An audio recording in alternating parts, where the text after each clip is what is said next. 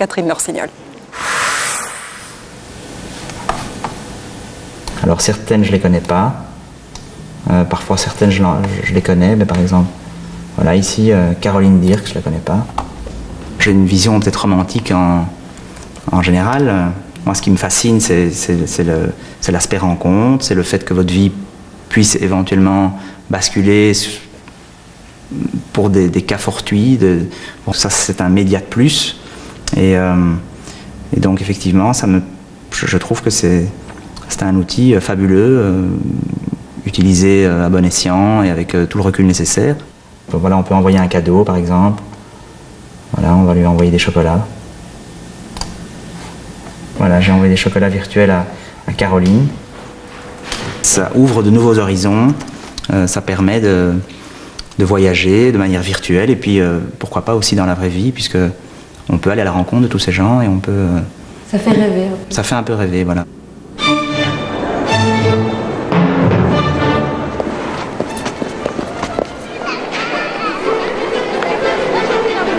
Oui, bonjour madame. Voilà, je suis bien au cabinet de madame Lalieu. Écoutez, je me permets de vous appeler parce que je suis membre du conseil communal.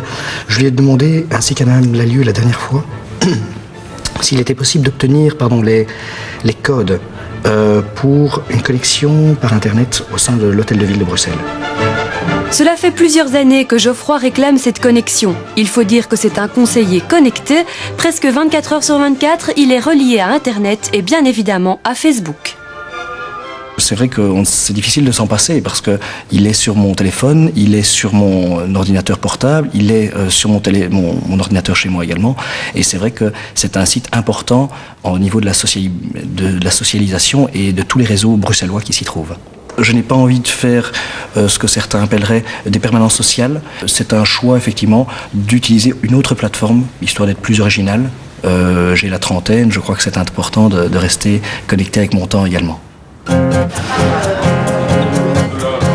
Du virtuel au réel, ce soir, Martin va franchir le pas. Il a donné rendez-vous à une amie retrouvée grâce à Facebook. Il s'était perdu de vue depuis de nombreuses années.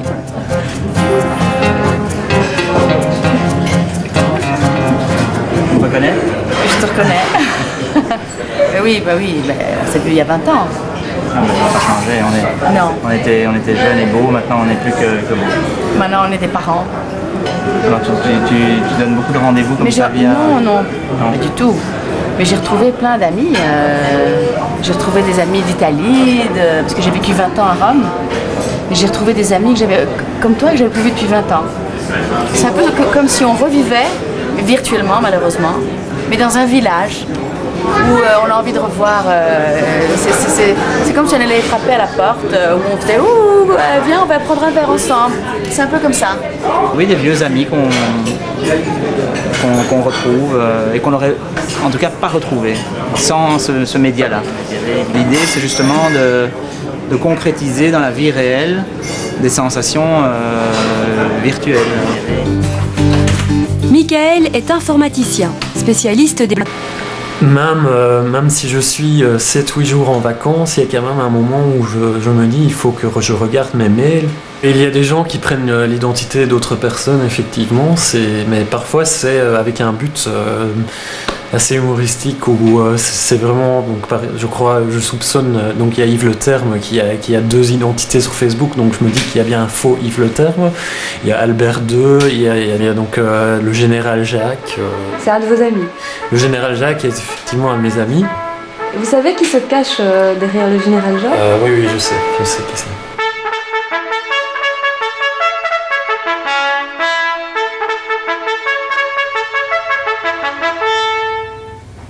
J'ai également un profil ici, voilà, que j'ai créé récemment, donc sur la base de ce qui se fait aux États-Unis, me disant qu'il était préférable d'avoir effectivement un profil plus politique pour vraiment essayer de scinder ce qui est les amis et les proches et avec ce qui est plus politique. Et là, on a un profil directement politique où les gens ne sont plus des amis mais des supporters dans ce cas-ci.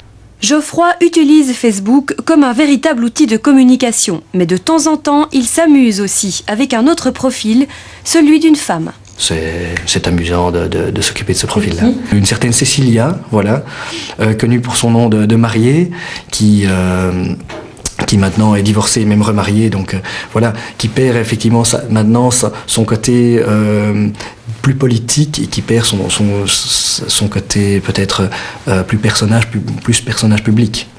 On a des demandes vraiment de tout type, c'est très amusant, mais je n'ai jamais caché qu'effectivement le profil est totalement un profil faux.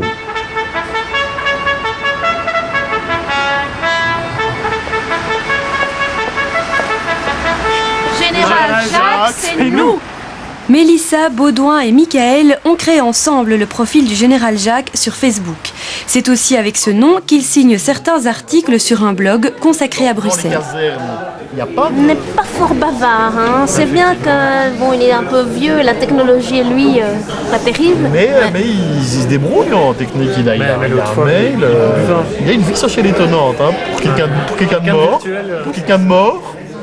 On avait décidé de vraiment donner une personnalité au Général Jacques, où il aurait des amis, où il renseignerait tout le monde sur ce qu'il est en train de faire. Ça nous amuse parce que ça nous permet vraiment de parfois se placer dans la peau de quelqu'un d'autre, de parler comme si on est une personne, vraiment une personne qui a beaucoup vécu, une personne âgée, et de dire à mon époque c'était pas comme ça, on devrait réinstaurer le service militaire. C'est amusant. À la santé du général. Propos. Michael, et le Général Jacques, pourquoi ? Pourquoi le Général Jacques ? Parce que le Général Jacques, c'est quelqu'un qui a vécu beaucoup de choses au Congo et qui également est un ancien combattant, et donc il n'a peur de rien.